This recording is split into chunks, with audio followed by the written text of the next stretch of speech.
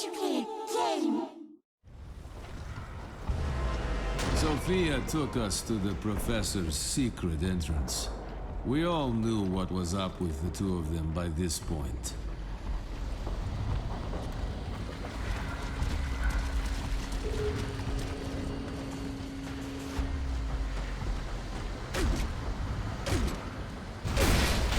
Well, what do we do if this professor friend of yours is incapacitated? We tell the bot to hack his computers. He'll have the codes in his mainframe. So, you're a solid cadet? Like a brick, sir. How's it going, guys? Slippy Jim here. Welcome back to my insane difficulty walkthrough here on Gears of War Judgment, showing you how to get all 3 stars on the declassified missions as we go. This one is the last part of the Seahorse Hill section of the campaign. It's called Elliot's Mansion.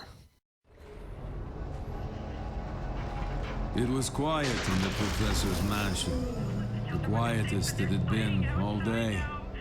Then we saw Elliot.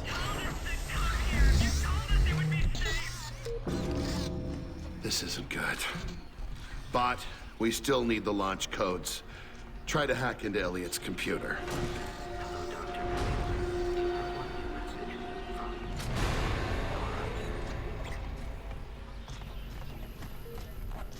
We reached the shelter and there's too many people here. It's really bad. I don't know what to do. You told us the shelter would be safe, but there's fighting outside now. It's really close. You told us to come here. You told us it would be safe. So that's that. Hello, Dr. Elliot. I'm sorry, cadet. From Elliot. He was my teacher, Lieutenant. Whatever else happened, happened. So, what did happen? He was married, with kids. I moved on. There's fighting outside now. Power outage. Outside defense is rebooting. Please wait. Whoa, was that supposed to happen? I think the bot fried something trying to break into the system. Power outage. Outside defense is rebooting. Please wait. Oh, man, that means no guns outside? We're about to have company. Bot, keep hacking away. The rest of you, we need to hold this house until he gets those launch codes. Okay, so we have activated the declassified mission here, which is basically that we have to overcome a powerful Locust Siege using only scavenged flame weapons. Now, straight off the bat here, as you come out of this first, let's call it a security room into the library, you are going to be attacked by these dark wretches, so be careful of that because they will explode in your face. Keep your distance there. Then you've got a bunch of weapons you can grab here. There's a boom shot, there's lances, there's all that good stuff. There's also a Nasher Sentinel and a tripwire crossbow. So this is another wave-based section of the campaign. So we are going to set up some defenses here straight away. Using the tripwire crossbow, we'll put up a few of these tripwires. What will happen straight off the bat after you get those dark wretches is some guys with cleavers will actually rush you in groups of... a group of about 5 or 6 guys with cleavers will rush you. You can see them coming up the stair here. And just be careful of them. If they're by themselves, you might be able to get an easy execution kill. But if they're in groups of 2 or 3, don't even try because they can kill you really quickly.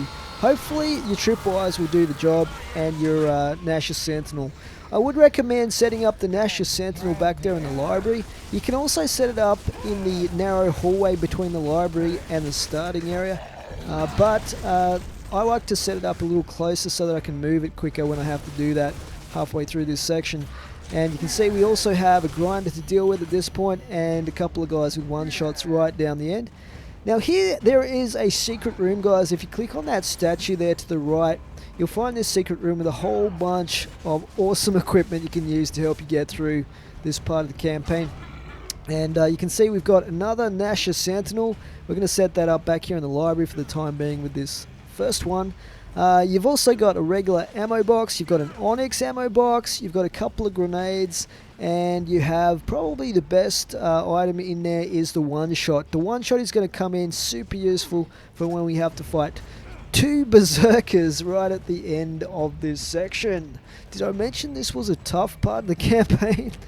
So there is another tripwire crossbow that we picked up. You saw that just near the stairs there. So we're going to use this just to set up a couple more tripwires here near the bot. The bot really shouldn't take any damage while he's up there in that starting area. Unfortunately, the Dark Wretch, I kind of retreated back into that room, which was a little bit of a mistake, and the Dark Wretch did him a little bit of damage there. That's why it's on 97% at the moment. But he'll definitely be taking damage at some point in this section of the campaign. I can guarantee that, because he will move down to where the mainframe is, and you can imagine two berserkers really, going to do some damage. Alright, so we have a minute and a half to set up our defenses. And the bot is still going to be up in the starting area, but after this wave he will come down and hack the mainframe here. So I'm going to plant a grenade in this spot, just because I've got a ton of grenades I might as well, and I can pick up these two here. Planting grenades is probably not that effective, because you could maybe just take out a single ticker. You don't really know what you're gonna take out with them. It's better to direct them at the larger enemies. Yeah. There we go, we have some tickers coming at us. I like to kick these guys and try to get the extra ribbons you get for doing that. I think if you kick 5 of them you get a ribbon, or if you kick one and shoot it out of the air you get another ribbon. So that all goes towards getting your 3-star rating. But don't try and do that if there's more than one of them. Play it safe and just run away. You can see there we get the Oakley ribbon for doing the old kick and shoot. Basically in this part of the campaign here in Elliot's Mansion, you're going to get almost every single kind of locust coming at you that is available in Gears Judgment. You're not going to get the big beasts like the Ceripedes, you're not going to get the Reavers, you're not going to get, the corpses, and you don't get any Nemesis either for that matter. But you get everything else. Like you can see here we've got some rages, we'll have some more rages as well right towards the end to deal with. That can make things a little tricky. And you also have, the grinders, you have the boomers, the regular drones. We're going to have some blood mounts a little bit later. It's, there's a lot to get through in this. There's another Onyx box over here on this side as well. So there's actually one on each side if you do open up that secret room we opened up before. There's actually a ton of ammo around this map to use, but you do actually go through almost all of it. This is a very long chapter in the campaign actually. Now we have a grinder here. You could get a boomer with a boom shot as well, and they are more dangerous because they can one-shot you with amazing accuracy. The grinder is definitely preferable, although they do a ton of damage if you're not behind cover. Okay, so we're just going to take it easy here. You want to be patient through most of this section. Don't get too aggressive, and don't take any risks. So if you do take some damage, just try and heal up. Speaking of taking risks, you're going to see me do something a little bit later that is super risky, and I'm amazed I didn't die from it. But we're just mopping up the last few locusts in this section. There's a few of these rages that get aggroed. If they do get aggro like that and go all Hulk mode on you, try and headshot them from a distance if you can. If they're too close to do that, I would just run away and hope that the squad can take them out, or they get distracted by your squad, because they can basically kill you in one hit with a melee. They're really dangerous. The main thing in this type of section in the campaign, I try and get a grenade tag there, but I fail unfortunately. But the main thing is you want to basically keep moving around. And here is something that was really dangerous, running across this open area down here. And a couple of shots just missed me there. I think they probably would have killed me if they'd hit me. So yeah, don't recommend doing that, guys. Just try and stay up on the top balcony area if you can. There's a rager over here as well. I try to take him out before he can turn, but he's behind cover there and doesn't get killed by the boom shot, and then we have problems. Fortunately, Cole's there to get distracted and booted in the face when he vaults over cover, which is always good. I love that move. I love it more when I'm doing it rather than the enemy. Okay, so we're nearly at the end here of this first wave. The second wave, the bot is going to move down to the mainframe and start hacking that. And that is an area where he is much more exposed and he's inevitably going to take some damage. It's just a matter of how much. That's called the mainframe. The bot had to get those doors open to hack directly into the system. I like my job better. Good, because I need you to do it. Keep them off the bot. He's going to be completely exposed. Okay, so you've got 30 seconds now to move your defenses. So we're going to move both of the Nash shotguns down, obviously, in front of the mainframe here to try and protect the bot from any locusts that get this far up. I've also got my grenade planted there from earlier, and that is pretty much it for defenses.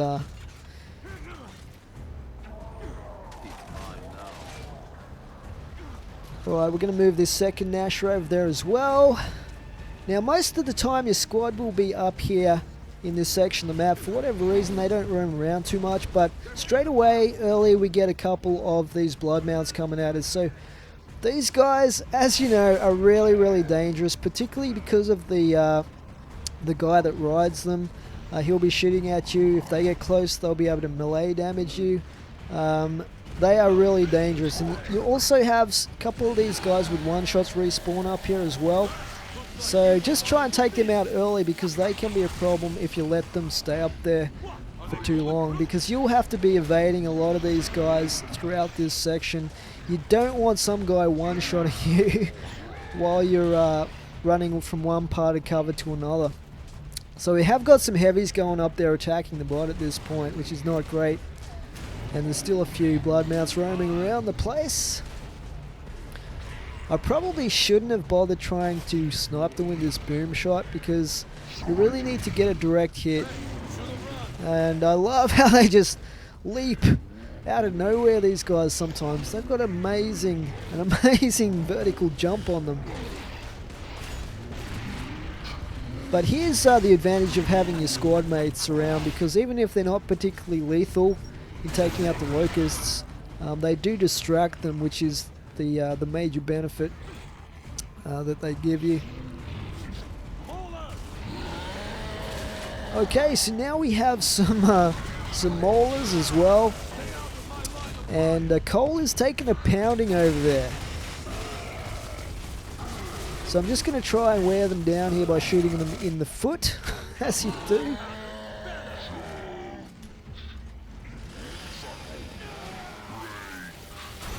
So we are on 2 stars at this point. It would be really, really unfortunate to finish this section and not have all 3 stars and have to do it again. But there's just that many enemy to get through that you'd really, really be hard pressed not to get all 3 stars if you survive this. So we're just reloading the turrets or the sentinels. As I've said before, you want to make sure that they are always reloaded. Don't just let them sit there without any ammo in them, because they do a ton of work in the campaign for you. So yeah, as I was saying before, you really want to just keep moving around the map. Don't stay in one spot, because you will get targeted and flanked. And at this point, oh yeah, Berserker time. 2 Berserkers in the house. And yeah.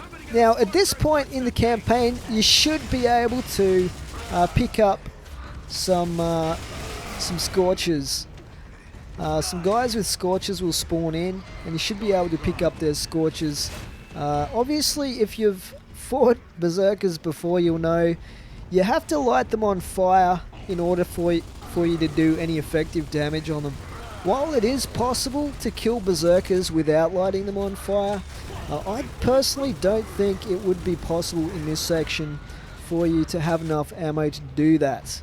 I've done it before in Gears 3, but I had Super Reload Mutator on with infinite ammo, and it still took a long time. So yeah, we're going to go back here, we're going to pick up some some Onyx box ammo, some extra grenades, and all that stuff. Now there is a little bit of a glitch that happens not infrequently at this point, where you may find that all the Scorchers disappear, and if that happens, you might as well restart. I'm just being very cautious coming over here to reload this this Sentinel here. And if that happens, you might as well restart. I've had it happen to me once, and I've heard other people on the forums say it's happened to them as well. But it is, you know, it is fairly rare that that happens. So what I'm going to do is basically just light up these guys, and then that'll let my squad do some damage with their weapons. Just playing it safe, because we don't just have berserkers at this point. You're also going to have a few rages and random locusts like that. So you have to keep your eye out, watch your flanks, make sure you don't get any of those guys taking you out while you're focusing on the berserkers. Now, if you had enough ammo, the other thing that does a ton of damage to berserkers is the Scorcher by itself. So if you've ever played Beast Mode on Gears of War 3 and you've played as a berserker, you'll know how much damage the flame turrets do and the Scorchers do on you. They do a ton of damage. But you're probably not going to have enough ammo in the Scorchers to take down a berserker just using the Scorcher. So you are going to want to switch to your other weapons once you've lit them on fire to take them out.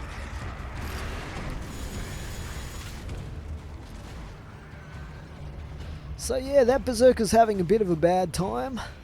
When we take that one out, I'm going to pick up the one shot and take out the last one with that, hopefully. Just getting some more ammo for the boom shot. So this thing has lasted a fair while just by picking up the ammo from the Onyx boxes. And you can see the bot is down to 71%. But most of the time, the berserker's actually going to be distracted by teammates running back and forth, and it's going to be focusing on them. If he does start focusing on the bot, they can destroy the bot very, very quickly. So just getting as much damage as I can with the boom shot on this guy. So I'm out of ammo now on that. I'm going to go back for the one shot in a moment here. Alright, so she's still distracted back there by my squad. Let's grab the one shot. It's only got 8 rounds in it, but you've seen the damage that this can do in previous parts of the campaign in my walkthrough. Basically, this thing will collateral kill multiple heavies like boomers or grinders in one shot. Doesn't matter where you hit them. With berserkers though, it's a little bit different. Have a look at this. Lit up, takes one to the face, and she doesn't even blink, just keeps coming like a juggernaut. They are really, really tough. And hard to take down. And if you don't have a one shot, it's probably just going to take you a lot longer, and you're going to go through a ton of ammo trying to take these guys, these girls actually out. They are supposed to be females. I'd hate to see what the male looks like. So we've still got 2 alive here. We're going to manage to kill one of them here in a second, fortunately. And we take out one of them there, and I just have to run very, very quickly away from that charge. So yeah, it does pay to know to listen out for that signature scream when she's about to charge. Just make sure, if she is charging for you, that you move out of the way as quickly as you possibly can. But we are finally getting to the end of this section.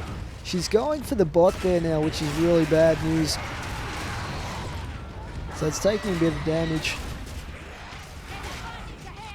And Sophia's going up. Going up to try and do what she can.